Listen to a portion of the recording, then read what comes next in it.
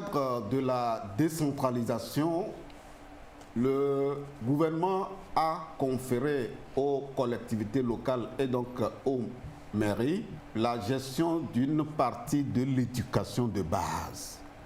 Quand on dit éducation de base, c'est du préscolaire jusqu'au secondaire 1, c'est-à-dire jusqu'au collège. Pour que les mairies et donc les collectivités locales puissent avoir une bonne appréhension de l'éducation de base dans ces défis, la Coalition nationale togolaise pour l'éducation pour tous a pris sur elle d'accompagner les communes en créant des cadres de concertation. Nous allons parler donc au cours de cette émission de ce que c'est que la coalition, très rapidement. Mais nous mettrons un focus sur le document cadre, le document holistique qui présente de façon holistique les grandes questions de l'éducation que les communes doivent relever comme défi d'éducation de base. Et on verra les prochaines étapes puisque cet accompagnement ne vient que de commencer et doit logiquement se poursuivre. Pour en parler, j'aurai deux invités à mes côtés. La chargée de programme de la Coalition nationale togolaise pour l'éducation pour tous, vous aurez la définition d'ailleurs tout à l'heure, et le secrétaire général de la même structure, la Coalition nationale togolaise pour l'éducation pour tous. Débat thématique, c'est dans un instant.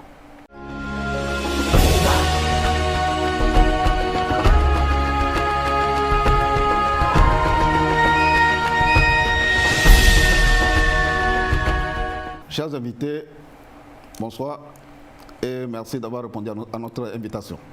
Bonsoir Marcel. Merci à vous. Quand on dit coalition, qu'est-ce que les Togolais doivent comprendre de cette structure? Elle est quoi exactement? Merci beaucoup Marcel. La Coalition nationale togolaise pour l'éducation pour tous, c'est une organisation de la société civile qui regroupe 82 organisations membres composée de syndicats d'enseignants, d'organisations de jeunes, de femmes, d'associations de personnes handicapées, de réseaux de journalistes qui se sont mis ensemble pour revendiquer le droit de tous les citoyens togolais à l'éducation.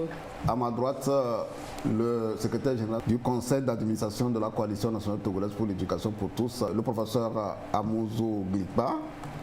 Monsieur le professeur, des compléments. Les origines remontent déjà à bien plus loin parce que depuis 90... Les origines de la création de la coalition. Les origines de la création de la Coalition nationale togolaise pour l'éducation pour tous sont liées à ce que nous appelons la mondialisation de l'éducation. Parce qu'en réalité, depuis 1990, depuis les assises de Joncien, le monde était rentré dans une manière globale de penser les objectifs de l'éducation. Donc on avait les assises de Joncien en 90 qui prévoyaient qui visaient la scolarisation primaire universelle, et ensuite les assises de 2000 à Dakar qui revenaient définir carrément la nécessité d'étendre l'éducation à tous. Donc on a dit les objectifs de l'éducation pour tous, et donc c'est pour permettre à ces objectifs d'être réalisés que le partenariat mondial de l'éducation a décidé, tout en mobilisant des fonds, à préférer et aussi associer de manière très sérieuse la société civile.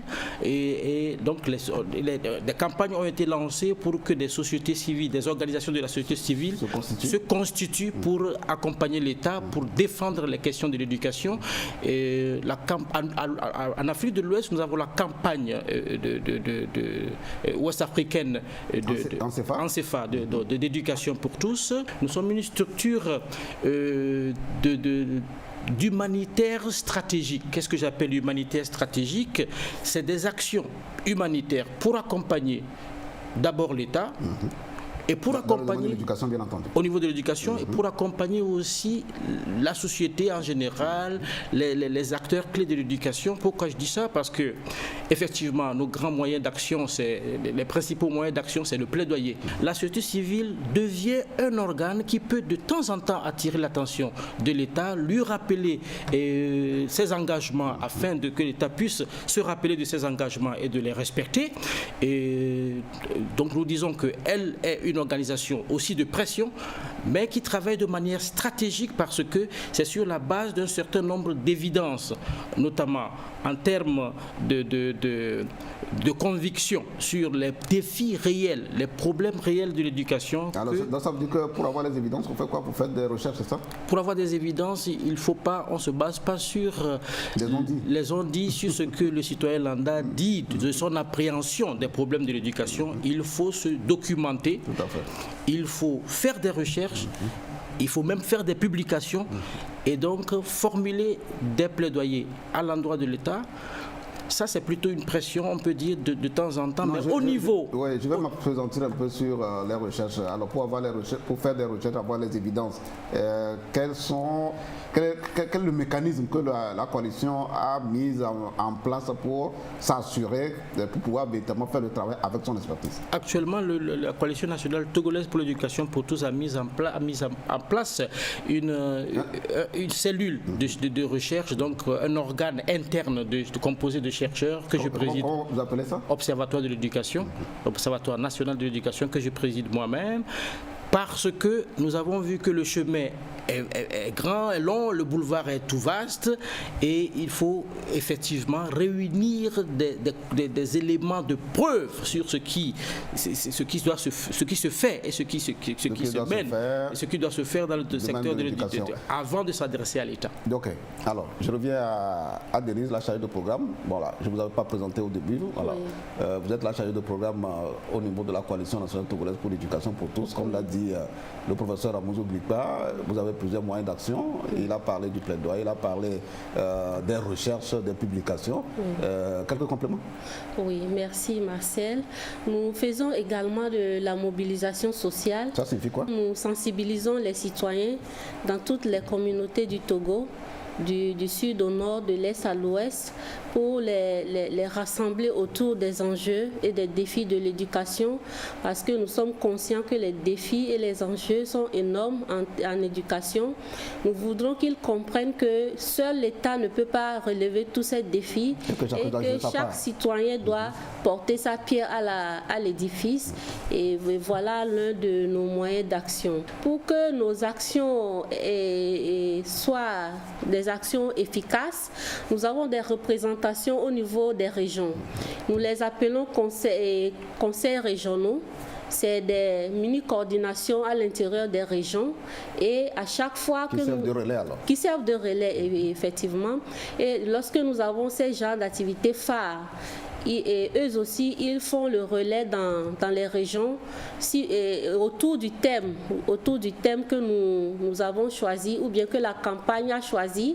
Et ces relais aussi font leur campagne dans leur communauté pour que toute la communauté dans son ensemble s'emballe, se mobilise autour de cette question-là pour que nous faisons attendre la voix de la société civile, la voix des sans-voix. Tout à fait.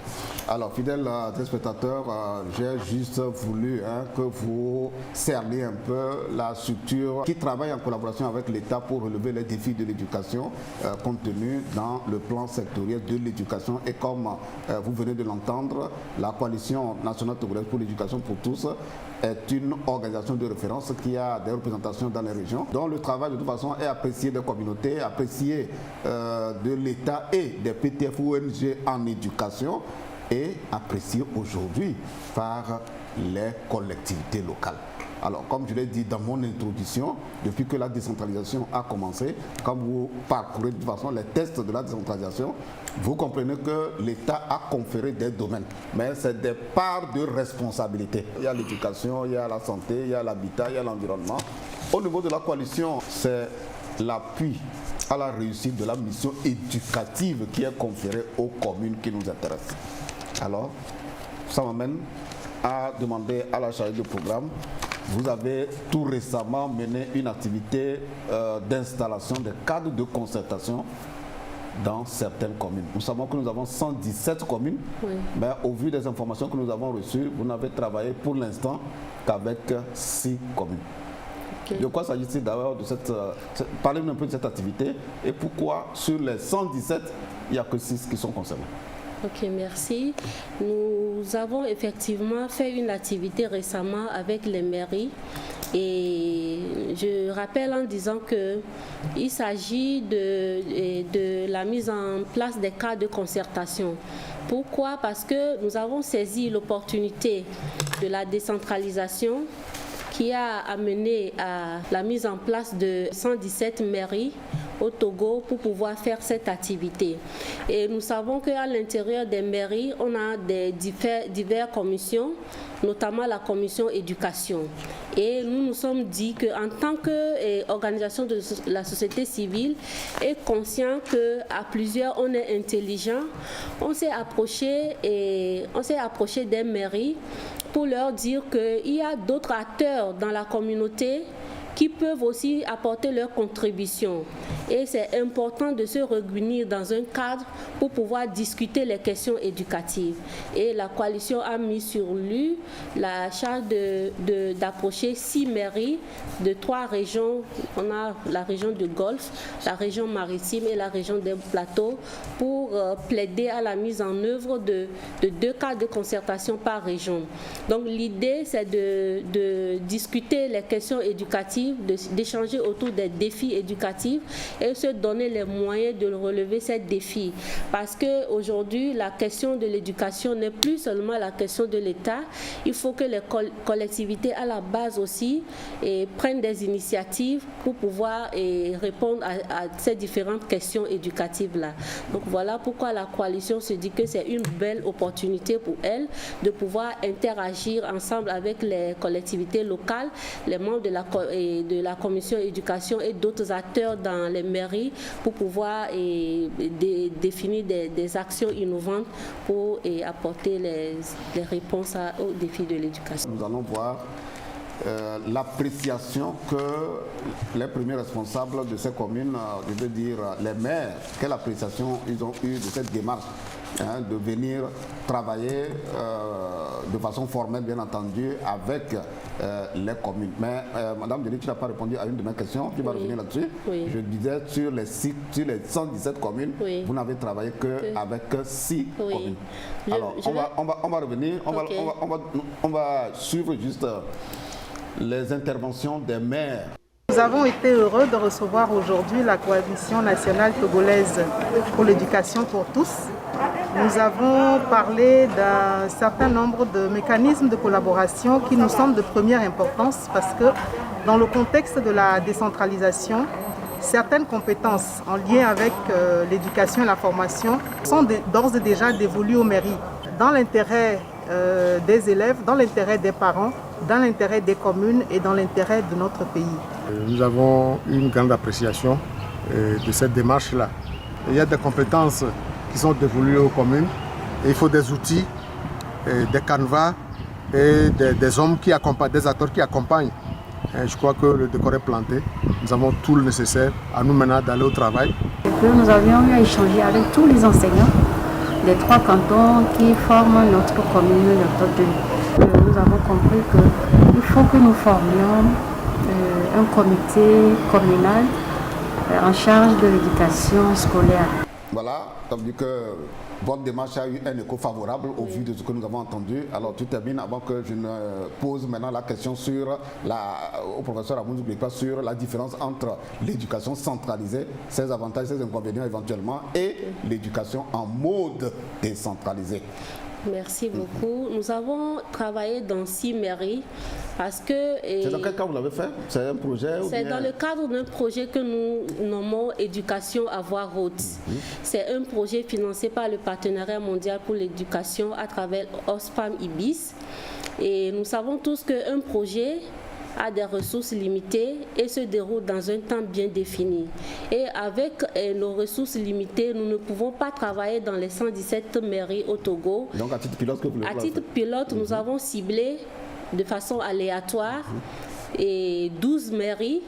Et au cours de l'année 1, nous allons travailler dans 6 mairies de 3 régions. Et en année 2, en 2021, nous allons également travailler dans 6 mairies des 3 autres régions qui n'ont pas été touchées. Et ça fera au total 12. Et si les résultats sont concluants? Si les résultats sont concluants, nous allons démontrer ces résultats auprès de nos partenaires, OSPAM et le partenariat mondial pour l'éducation, pour plaider à avoir plus de ressources et toucher plus de communes. Je l'avais dit en tout temps, quand on parle de l'éducation dans notre pays, avant la décentralisation, c'était la gestion centralisée. Donc il n'y avait pas de décentralisation, c'était la gestion centralisée. Et donc maintenant que nous sommes entrés dans la gestion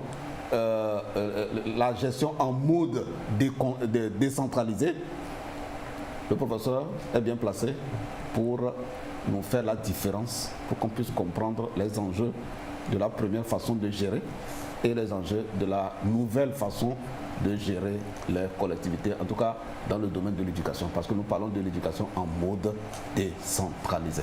Monsieur le professeur, vous avez la parole. Merci. D'abord, il faut dire que la décentralisation, c'est une étape supérieure, c'est une étape avancée d'un processus de démocratisation.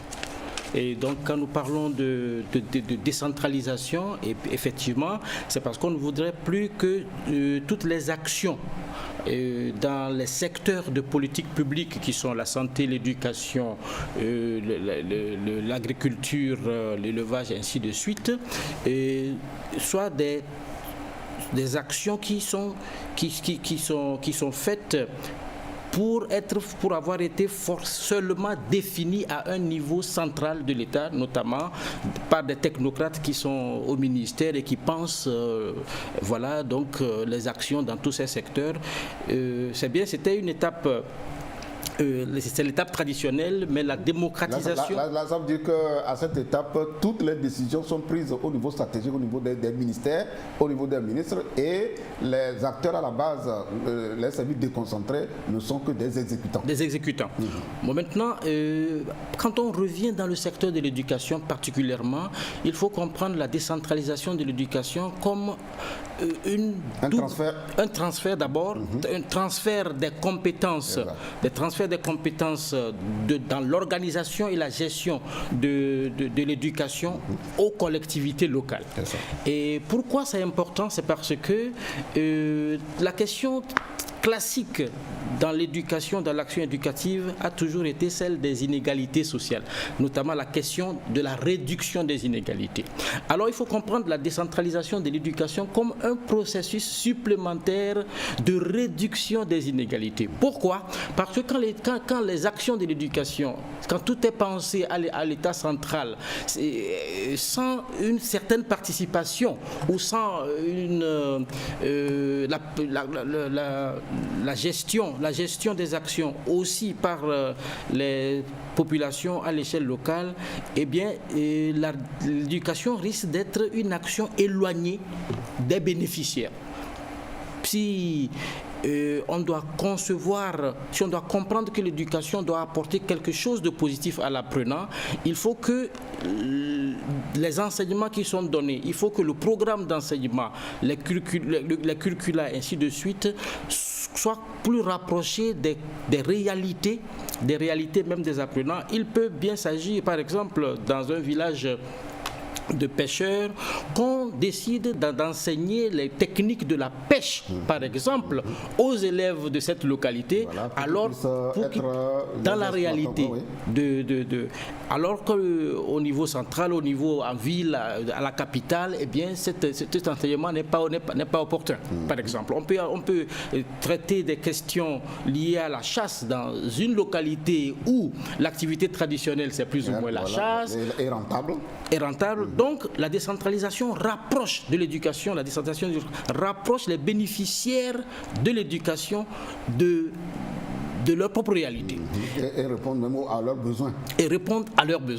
Alors, c'est dans ce sens que ça contribue à réduire les inégalités, parce que si tout le monde devrait suivre le programme de l'éducation tel que conçu à l'État central, ainsi de suite, il n'y a que des gens qui vivent dans les surfaces urbaines, ainsi de suite, qui peuvent beaucoup plus comprendre ou bien tirer profit de l'éducation. Je crois que c'est ce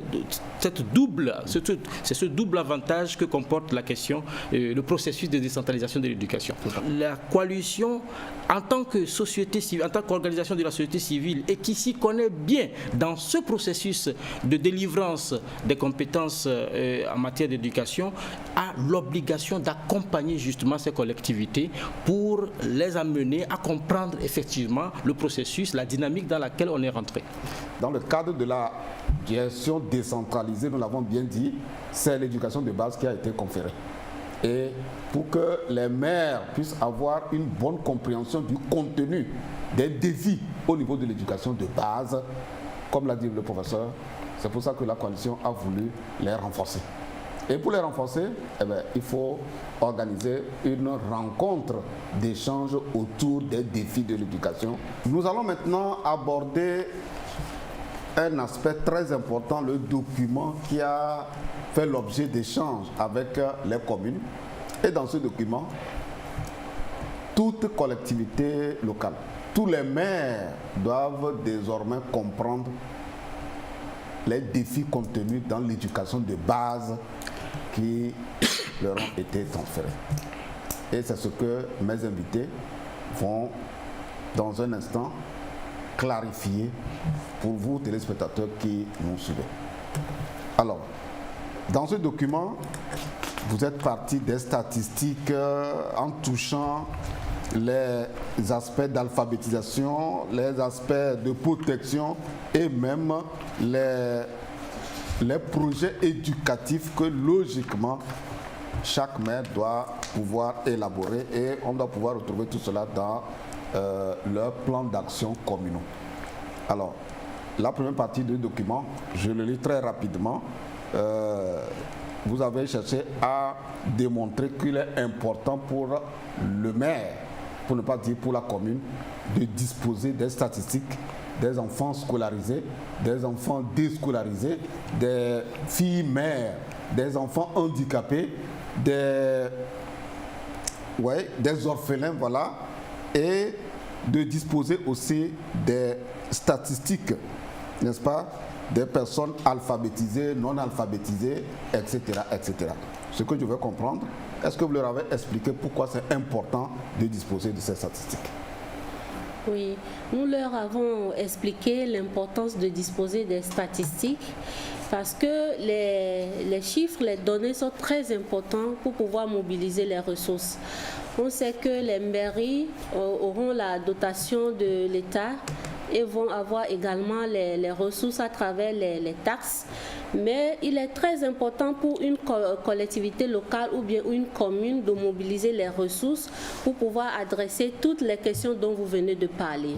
Parce qu'un partenaire ou bien un bailleur de fonds a besoin de comprendre et le phénomène que vous voulez adresser, combien de déscolarisés par exemple il y en a dans la commune, et je cite au hasard à Gogne IV5, et quelles sont les ressources dont vous disposez pour pouvoir faire en sorte que ces catégories-là aient accès à l'éducation. Et à la fin, le bailleur doit voir également de 10, vous êtes parvenu à faire en sorte que 5 aient accès, sortent de ces difficultés-là. Et donc, ces données sont très, très importantes pour pouvoir démontrer aux partenaires l'ampleur du phénomène et pouvoir aussi lui prouver qu'avec les ressources que vous êtes en train de vouloir mobiliser, voilà le nombre que vous allez enlever de ces difficultés. Et donc, c'est très important d'avoir ces chiffres-là pour pouvoir monter des projets. Alors, monsieur le secrétaire général, alors pour qu'une commune puisse avoir toutes ces statistiques que vous avez listées ici, c'est pas petit, hein, c'est beaucoup de statistiques. Hein. Alors, où est-ce qu'ils peuvent trouver ces statistiques? Il est important de comprendre dans quel contexte on se trouve et qu'est-ce qui se passe en réalité avec cette dynamique de décentralisation de l'éducation. Quand on confère les responsabilités de gestion de l'action éducative aux collectivités, ça veut dire que ces collectivités doivent d'abord disposer d'une cartographie. Nous parlons aussi de monographie, c'est le terme scientifique parfois, pour dire qu'il faut maîtriser toute la situation concernant l'éducation dans sa commune. C'est pourquoi nous avons dit qu'il est important d'avoir de faire l'état des lieux des scolarisés dans sa commune, l'état des lieux des non scolarisés, des déscolarisés, des filles, mères, ainsi de suite, des orphelins, ainsi de suite. Des filles en grossesse. Oui, et donc les communes doivent aller à la documentation parce que sur ces thématiques-là, il y a déjà beaucoup de travaux qui sont faits, il y a des ONG qui travaillent sur l'éducation et qui font des publications. À commencer par les acteurs étatiques, parce que quand on prend les scolarisés, il n'y a que à l'inspection qu'on peut trouver les statistiques. Exactement. Donc à l'inspection, il y a un document, il y a le plan sectoriel de l'éducation lui-même, c'est-à-dire qui est la politique de l'État en ce qui concerne le secteur de l'éducation. Et donc l'État fait des projections en termes d'action, en termes dans le secteur de l'éducation, que les mairies, que les communes doivent maîtriser. Et donc, puisqu'il y aura une part de financement, d'accompagnement de ces mairies, donc c'est des fonds que l'État va allouer aux mairies, sauf que ces fonds ne seront pas suffisants pour organiser l'éducation dans les communes, donc en mode décentralisé. Il faut que les mairies disposent elles-mêmes de ces informations, de beaucoup d'informations pour convaincre des partenaires afin de pouvoir mobiliser des fonds additionnels. Et donc désormais, on va assister à une certaine, on risque d'avoir une certaine forme de diversité. En termes de qualité de l'éducation, parce que cette mairie qui arrive à s'organiser très bien est une mairie qui pourra offrir une bonne gestion de l'éducation. Par contre, une mairie qui n'a pas l'information, qui n'a pas la documentation, qui n'a pas une bonne cartographie de sa commune en termes de l'éducation, de cible, et peut se retrouver facilement sinistrée. C'est pourquoi je disais que c'est un couteau à double tranchant. Et donc, notre rôle est d'éviter que cette disparité, effectivement, arrive. D'accord. Avant d'aborder le deuxième point d'état des lieux dont vous avez discuté avec les communes, il y a un élément très important sur lequel je voulais que vous mettiez l'accent. Quand on a dit qu'on a conféré une partie de l'éducation de base aux collectivités locales, est-ce que c'est les collectivités locales qui vont à elles seules faire le travail? Quel sera le rôle des services déconcentrés, les inspections et autres? Oui, c'est toujours un travail en collaboration parce que la mairie n'est pas un État dans un État. Et étant sur un même territoire, tous ces acteurs-là, que ce soit les acteurs de la mairie, les services déconcentrés de l'État, ils doivent travailler ensemble pour pouvoir relever tous les défis qui se posent à leur éducation et à d'autres domaines. Pour qu'ils opèrent dans la légalité, ils ont besoin de signer des accords de partenariat pour que leurs actions soient des actions légales. Parce que, par exemple, lorsque la commune s'approche, par exemple, de la direction régionale de l'éducation ou bien de l'inspection pour demander, par exemple, une information, la mairie et l'inspection peut dire qu'au nom de quoi tu me demandes ces informations.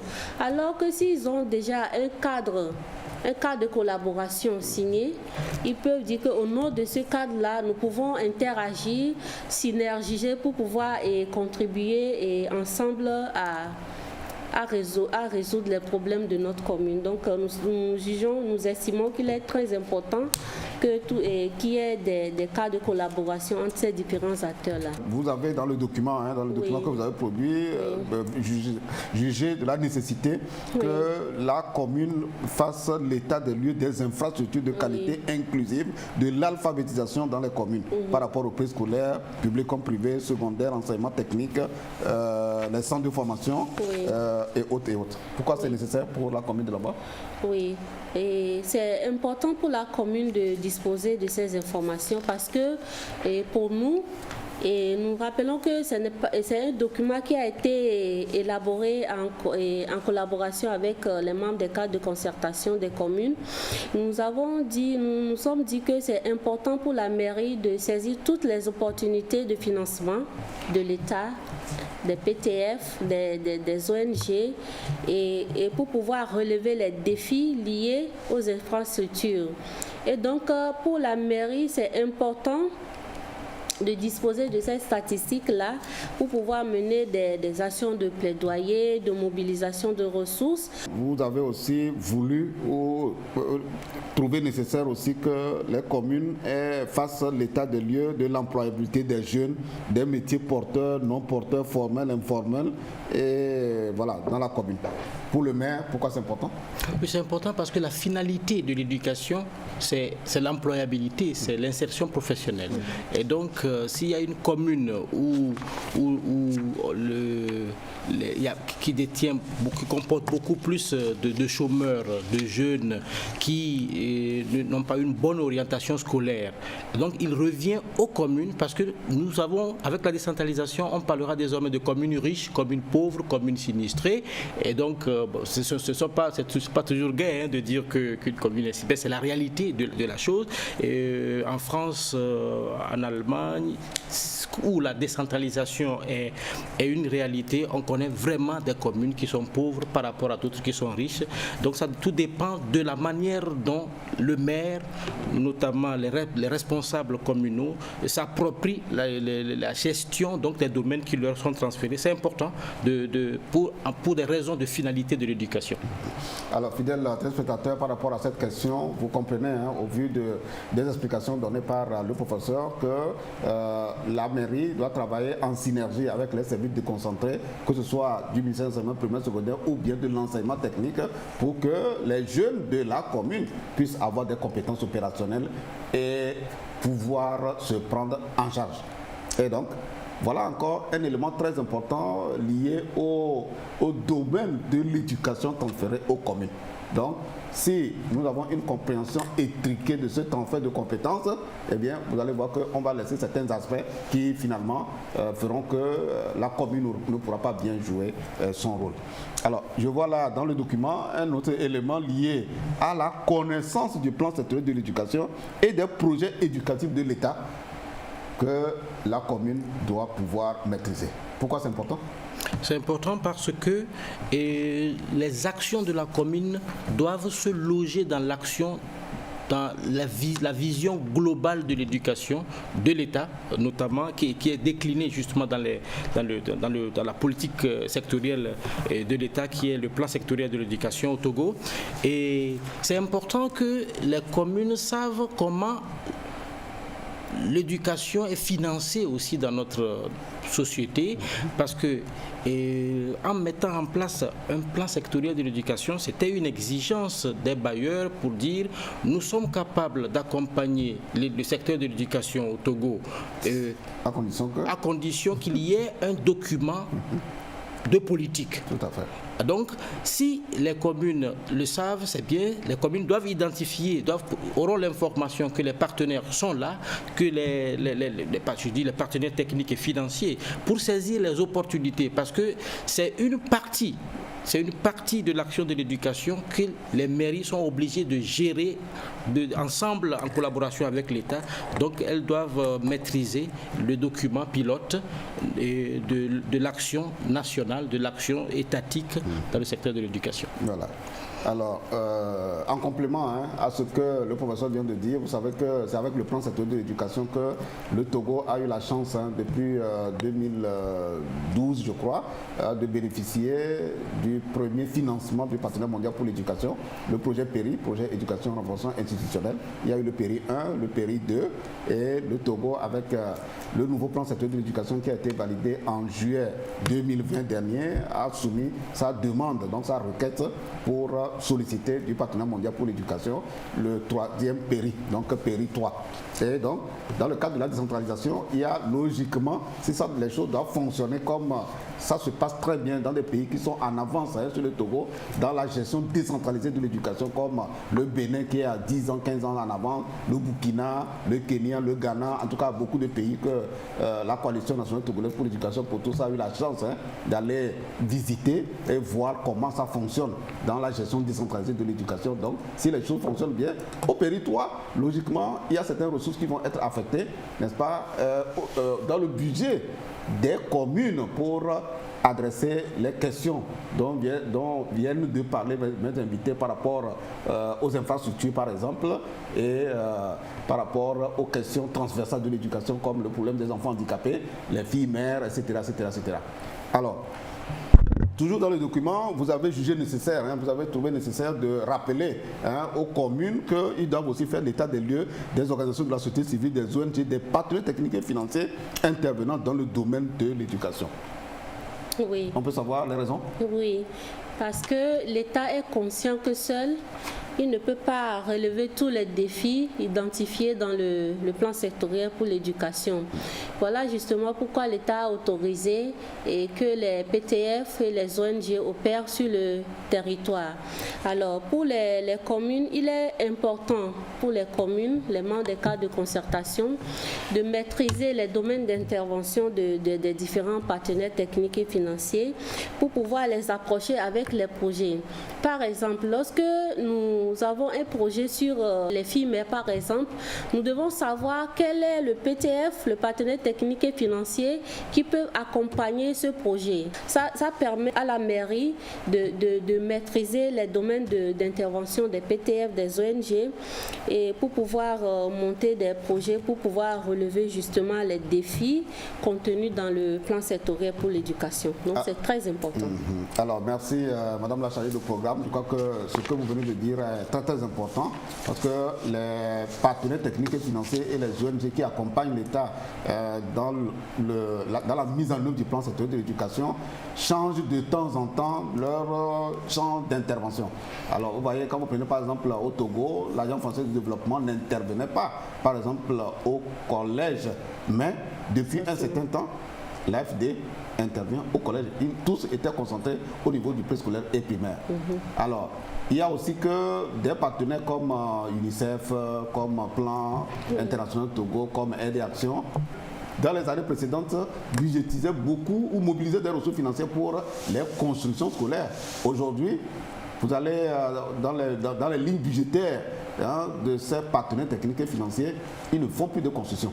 Ah oui, ils ne font plus de construction. Donc si une commune ne sait pas que tel partenaire ne mobilise plus de ressources pour des constructions et vous déposez par exemple un dossier, le dossier n'obtiendra pas de toute façon une suite, puisque dans le plan stratégique finalement de cette organisation, eh bien, l'affaire de construction scolaire n'existe plus.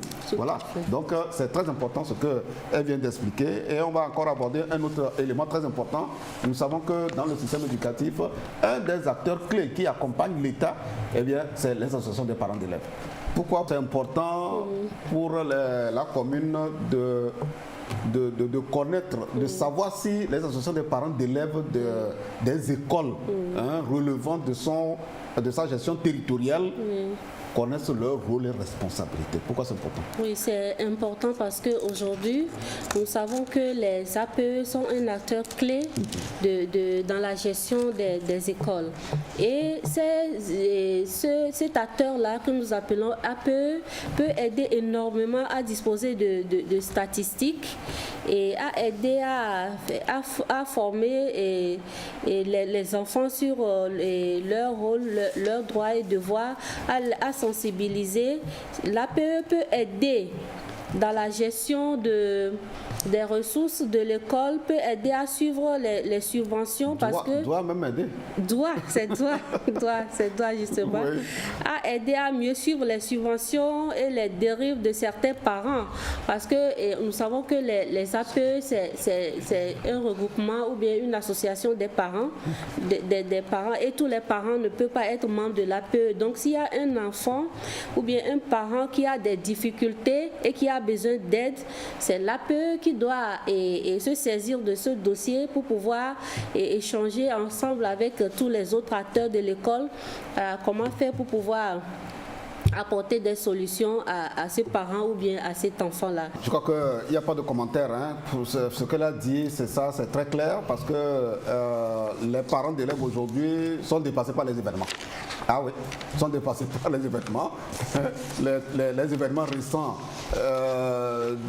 des images sexy que nous avons vus sur les réseaux sociaux et qui ont défrayé la chronique dans le pays montrent clairement que les parents d'élèves sont suffisamment interpellés. Et dans la commune, le maire, à travers la commission éducation, doit étroitement travailler avec les associations de parents d'élèves pour voir dans quelle mesure organiser des sessions de renforcement de capacité, parce que l'expertise existe. Et l'expertise, on peut la trouver au niveau du ministère, on peut la trouver dans les organisations de la société civile. Voilà, au niveau de la coalition, il y a l'expertise, les documents sont produits et on peut utiliser donc ces documents pour renforcer leur capacité. Alors, un autre élément très important que je retrouve dans ce document clé, vous voyez, fidèles téléspectateurs, vous êtes en train de comprendre que quand on a dit, quand l'État a dit qu'on a transféré l'éducation, une partie de l'éducation de base aux collectivités locales, c'est beaucoup de choses.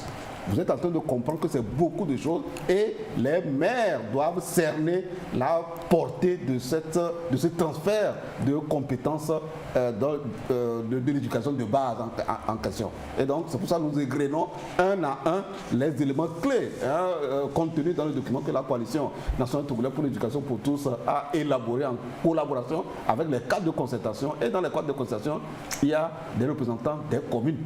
Voilà, donc voilà un peu ce qu'on voulait juste rappeler pour chuter finalement sur un autre élément très important où vous avez jugé nécessaire, là c'est le secrétaire général qui va nous répondre, vous avez jugé nécessaire que les communes aient des projets éducatifs.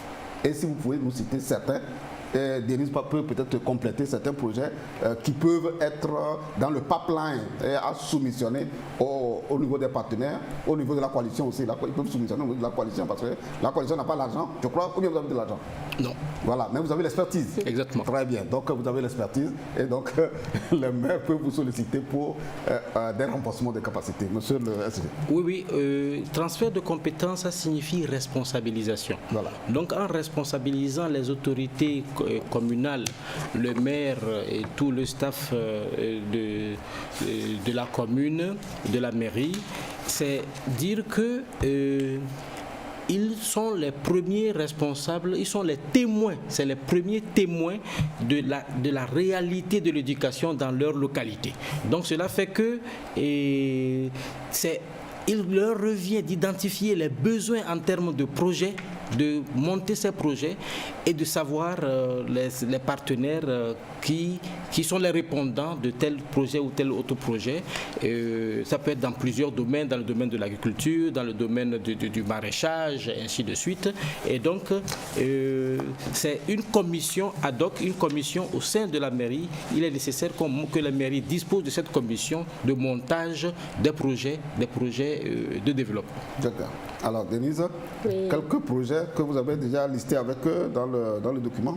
Oui. Certains? Nous avons ensemble discuté avec les membres des cadres de concertation sur plusieurs projets à monter. Et nous avons par exemple la formation sur les projets d'école et les projets d'établissement. C'est très important parce que tout ce que nous faisons au niveau de la commune, au niveau de la coalition, c'est pour que l'école soit une école de qualité. Et donc, il faut qu'on soit formé sur les projets d'école et les projets d'établissement. Nous avons également pensé à la formation sur les techniques de mobilisation de ressources, par exemple, parce que pour avoir l'argent, on le démontre. Voilà, il faut de l'expertise, l'art de chercher l'argent.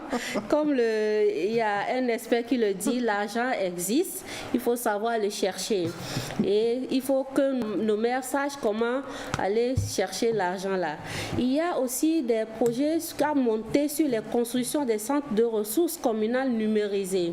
Aujourd'hui, nous sommes à l'ère du numérique. Et de l'impact de la Covid sur l'éducation. Voilà. Et aujourd'hui, on ne peut pas seulement dire que nous voulons mettre en place une bibliothèque avec 10 000 livres. Non, il faut penser à la numérisation de ces centres de ressources-là. Donc, un projet de ces centres de ressources numérisés va forcément avoir d'écho favorable auprès des PTF qui se sont donnés pour mission d'accompagner ces projets-là. Nous avons également pensé à des projets de lutte contre la drogue, la consommation, la vente de drogue. Des fléaux qui déciment la jeunesse. Voilà, c'est justement ces fléaux qui font en sorte que l'éducation n'est pas de qualité, qui font en sorte que nos enfants décrochent. Et c'est important pour la mairie de monter des projets sur ces phénomènes-là pour pouvoir les adresser et les adresser efficacement. Alors, fidèles téléspectateurs, en tout cas, si on avait même 2 heures de temps, c'est un pas plein de projets que je vois ici, mais nous allons simplement les regrouper pour dire, au vu de ce que la chargée de programme et le secrétaire général de la coalition viennent de dire, il y a des projets de renforcement des capacités. Voilà, quand elle parle par exemple de formation sur les techniques de mobilisation des ressources, c'est un projet de renforcement des capacités.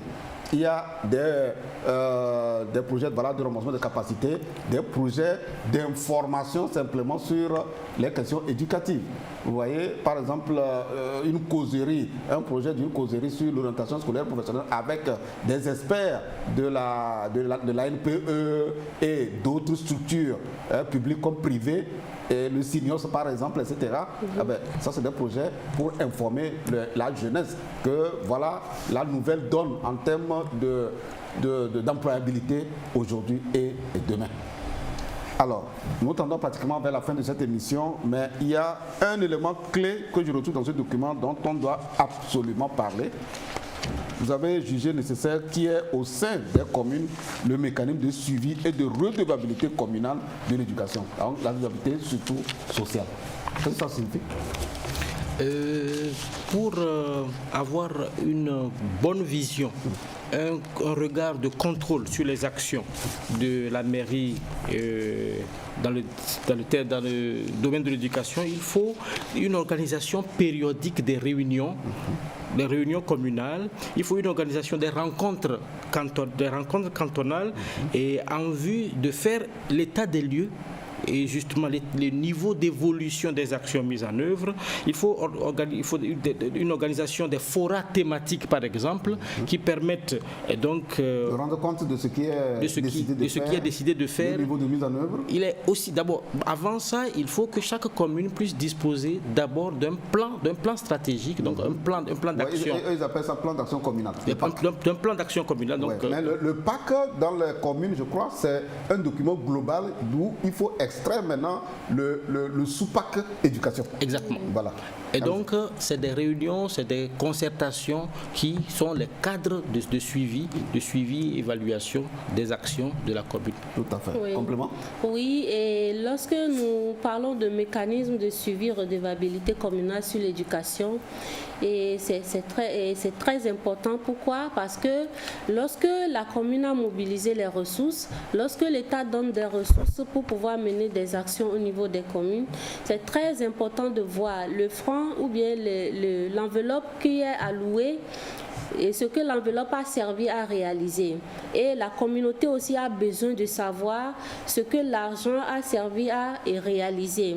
Et c'est bon, c'est bien de planifier, mais ce que nous avons planifié, est-ce que c'est ce que nous avons mis en œuvre?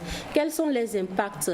Quels sont les résultats? C'est très important de communiquer là-dessus à travers des bilans communautaires, des séances de redevabilité, comme le professeur vient de le dire, les forats thématiques pour que vraiment l'État, les partenaires, tous savent que l'argent que nous avons injecté dans la commune X, voilà ce que l'argent a servi à réaliser, et que si nous avons encore des ressources, nous pouvons faire confiance à cette commune-là pour lui donner plus de ressources, parce que la commune sait gérer, la commune sait rendre compte. Donc c'est très important pour nous de mettre en place un mécanisme de suivi et de redevabilité dans chaque commune pour pouvoir évaluer l'action communale. Alors, fidèles téléspectateurs, nous sommes pratiquement à la fin de cette édition. Je vais laisser quelques secondes à mes deux invités, que je remercie à l'avance de leur présence sur ce plateau pour éclairer les communes, les 117 communes et la population togolaise d'ailleurs, sur ce qu'ils doivent comprendre de l'éducation de base qui a été transférée aux communes dans le domaine de la décentralisation et dans la gestion décentralisée de l'éducation. Je ne connais pas le professeur. Oui,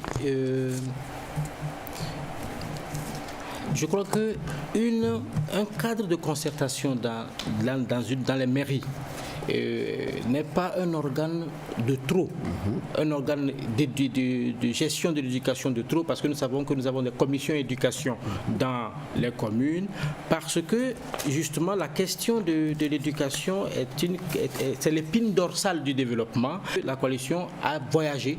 Nous avons pris part à plusieurs rencontres internationales. Nous savons un peu, notre travail c'est de nous documenter pour savoir un peu quel est le niveau de décentralisation de l'éducation que d'autres pays ont atteint. Donc on dispose quand même d'une base de données et en termes d'expérience solide qui nous permettent d'accompagner ces mairies. Les 6 mairies qui ont été ciblées, nous l'avons dit, c'est juste un échantillon pour la phase pilote. C'est les expériences et en termes de capitalisation que nous allons faire avec ces 6 mairies qui vont nous permettre d'étendre nos actions sur d'autres mairies, parce que comme j'avais dit, le boulevard il est très large et puis il est long, donc c'est un défi commun et nous pensons que nous allons y parvenir. Merci monsieur le professeur. Madame. Oui, merci beaucoup, et nous profitons de l'opportunité pour remercier les mairies et pour leur ouverture, parce que lorsque nous étions allés dans une mairie, nous avons attendu que l'éducation est au cœur de toute politique de développement. Et nous aussi, nous en sommes conscients. Voilà pourquoi justement nous avons prévu ces actions avec les communes. Et dans les prochaines étapes, nous allons ensemble nous retrouver avec les cas de concertation. Les 30 membres que nous avons formés tout récemment. Nous allons nous regrouper pour pouvoir discuter sur les plans d'action des communes. Les communes ciblées, et bien évidemment, pour voir comment est-ce que les actions sont planifiées, est-ce que les actions qui sont planifiées intègrent la vision de l'État en matière d'éducation, intègrent les actions du PSE. Et lorsque nous allons discuter de toutes ces questions, ils auront à faire bien évidemment des ajustements, et dans les jours à venir, après cette revue, nous allons également les appuyer pour qu'ils fassent le bilan de la mise en œuvre de leur plan d'action, et petit à petit, nous arriverons à relever les défis qui s'opposent à nos communes. L'éducation de base que l'État a conférée aux communes est une affaire sérieuse. Quand vous prenez même les 17 ODD, Objectifs du développement durable, le 4e consacré à l'éducation est transversal aux 16 autres ODD. Donc vous comprenez que si l'éducation marche, les autres objectifs du développement durable ne peuvent que réussir. Parce que c'est la ressource humaine de qualité qu'il faut. Et le document que nous avons essayé d'explorer fait 10 pages. Dans les 10 pages, chaque commune, en parcourant ce document, doit comprendre, et comprendra d'ailleurs ce que ça signifie, l'éducation de base, les défis éducatifs qui ont été transférés aux communes.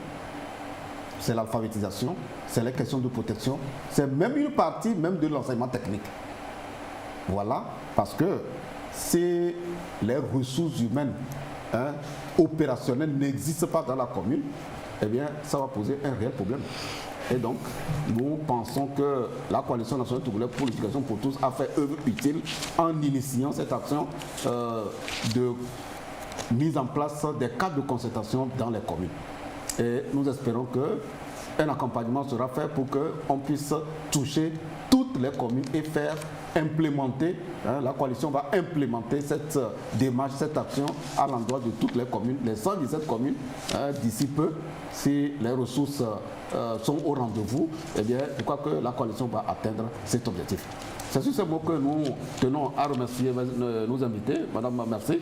Monsieur le professeur, merci. Merci à vous. Et fidèles téléspectateurs, nous tenons aussi à vous remercier pour nous avoir suivis. On vous donne rendez-vous pour un autre numéro de débat éducation la semaine prochaine. D'ici là, portez-vous bien et n'oubliez pas les mesures barrières contre la Covid-19.